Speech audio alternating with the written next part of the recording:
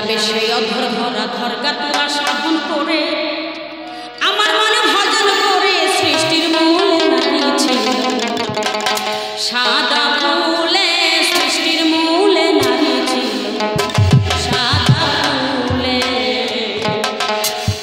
যাবে সে অধর ধরা ধরগা তোরা সাধন করে আমার মনে ভজন করে সৃষ্টির মূলে নারী ছিল সাদা ফুলে সৃষ্টির মূলে নারী ছিল সাদা ফুলে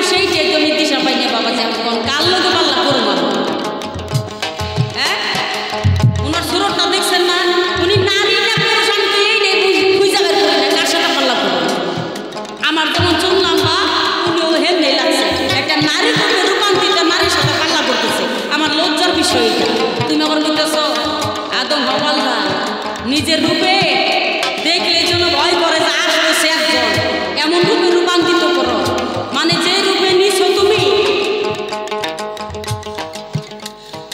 বেশি আসছিল মুখে কথা বললাম না তাই চক্ষু মিলে দেখো যায়া পুরুষ নয় সবই মায়া ভেদ বিধান মানিয়া সব দিয়া চলে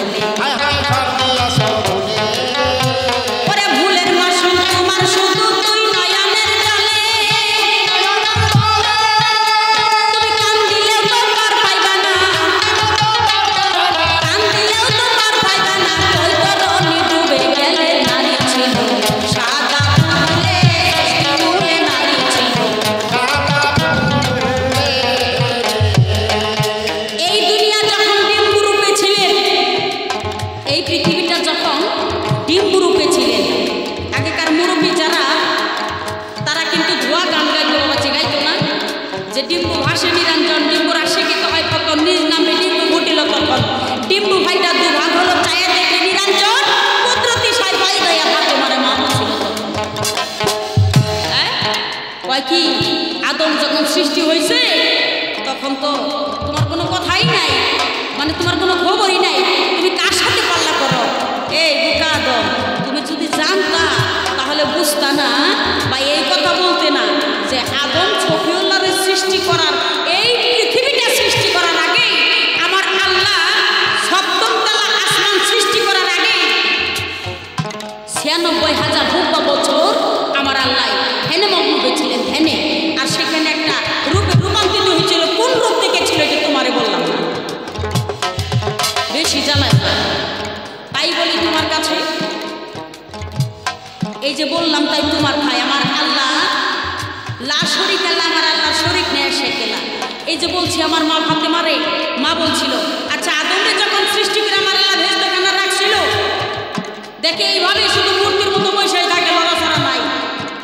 আমার আল্লাহ বলে এর মনের কি খোরাক বাবা, যে এখনো বর্তমানে মানুষের জ্বর বেদি রোগ বেদি হলে একটা ডাক্তার লাগে, লাগে না?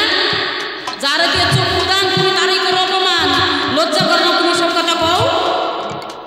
হ্যাঁ, ভেস্টখানায় এমন রোগ হয়েছিল আমার আল্লাহ ডাক্তার রূপে আমারে পাঠাইছিল তোমার চেষ্টা করার জন্য। তোমার ভিতরের যেটা রূপ, তোমার যে বেমার, আমি হাওয়া ছাড়া কেউ বুঝতে পারে নাই, আমার আল্লাহ বুঝতে পারে না। আমার আল্লাহ বুঝতে পারে, আমার আল্লাহ সরাসরি যাইতো। আমার আল্লাহ না গিয়ে আমার পাঠাইছে যাও আর রূপটা কি ধরো। আমি যাই বুঝতে পারলাম তার রূপটা কি, সে কি চায়। তোমার মনের চাওয়া পাওয়া যদি পূর্ণ করছি, আমি হাওয়ায় পূর্ণ করছি। আবার খোড়ানি করো যে এখন নিয়ে খাওয়াও চলে না।